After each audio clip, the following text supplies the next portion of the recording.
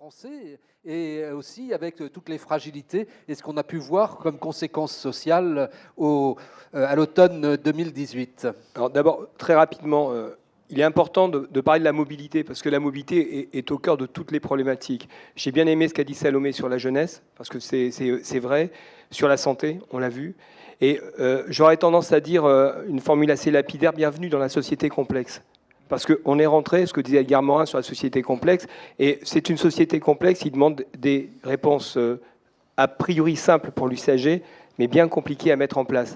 Ce que je veux dire par là, c'est qu'on était dans un monde standardisé, industriel, pendulaire, avec une démarche par mobilité, on va dire en silo, de manière historique.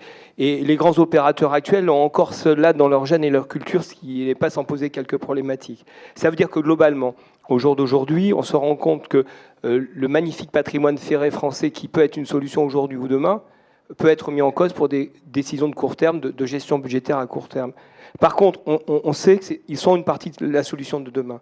Ce que je veux dire par là, c'est qu'effectivement, la société est devenue complexe, demande globalement des réponses de plus en plus intelligentes, qui doivent être, je répète, le plus simple à l'usager. C'est-à-dire que la notion de rupture de charge, c'est quand je change de mode de transport. Eh bien, il faut qu'elle soit la plus directe, la moins pénalisante, la moins contrainte possible pour des problématiques d'inclusion. D'inclusion, c'est-à-dire tout simplement de gens âgés, handicapés, qui ne peuvent pas le faire, il faut aussi que ce soit le plus simple. De performance, d'efficience. Il y a les modèles aussi de concurrentiels qui émergent, qu'on n'avait pas pressentis. Par contre, à des moments donnés, effectivement, il y a des flux à gérer. Ce que je veux dire, c'est que les outils qu'on avait en place, la boîte à outils qui était en place, elle est totalement désuète, elle est totalement asynchrone et elle n'est surtout pas possible. Elle part sur des constats, un diagnostic d'un pays qui n'est plus le même.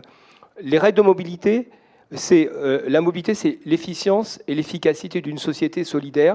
Ce sont ses dynamiques territoriales, c'est l'accès à la culture, c'est l'accès à l'éducation. Et elle se conjugue à un phénomène de métropolisation très particulier en France.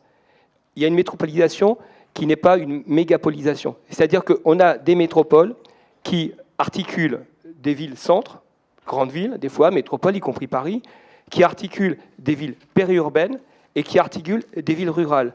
Sauf qu'on a carrément oublié d'agir, de réfléchir, d'investir, de développer des services pour tout ce qui est périurbain, pour tout ce qui est rural. Sauf qu'on a de plus en plus d'usagers qui habitent, qui demandent des soins, qui demandent l'accès au savoir, qui demandent l'accès tout simplement à la vie sociale, qui demandent l'accès au travail, avec une société aussi plus complexe, qui ne travaille pas de 8h à 18h, mais avec effectivement des asynchronies.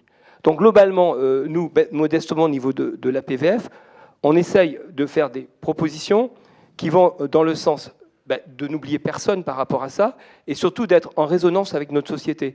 C'est-à-dire que globalement, au jour d'aujourd'hui, pour avoir une société efficace, pour avoir une société solidaire, eh bien, il faut effectivement réfléchir à tous ceux qui étaient invisibles, pour reprendre ce qui s'est dit tout à l'heure, les invisibles de la République ou les invisibles des territoires, sauf qu'il y a de plus en plus de personnes dans ces territoires, de plus en plus de personnes qui doivent se développer et voyager de plus en plus.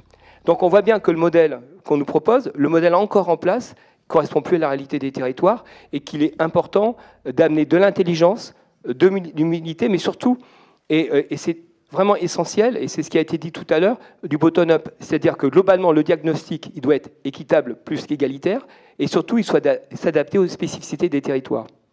Merci. Alors, autre territoire... Ce que j'ai oublié de le dire, et c'est important, c'est les 3 combats qu'il faut que nous menions.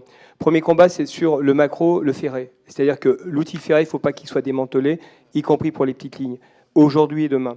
Deuxième, c'est le multimodal. Le multimodal, ça veut dire, par territoire, trouver les solutions les plus adaptées au territoire. Et ça veut dire aussi plusieurs modes de mobilité. Et souvent, le multimodal se greffe au ferré. Et troisième levier, enfin, sur lequel aussi il faut qu'on soit vigilant, mais qui est un vrai enjeu, c'est le numérique, la data. Parce qu'effectivement, c'est les 3 gros chantiers sur lesquels on essaie de se positionner pour être le plus efficace possible au niveau de nos communes. Merci des 3 leviers donc, sur lesquels il faut agir. Merci, messieurs. Alors, quelques informations pratiques.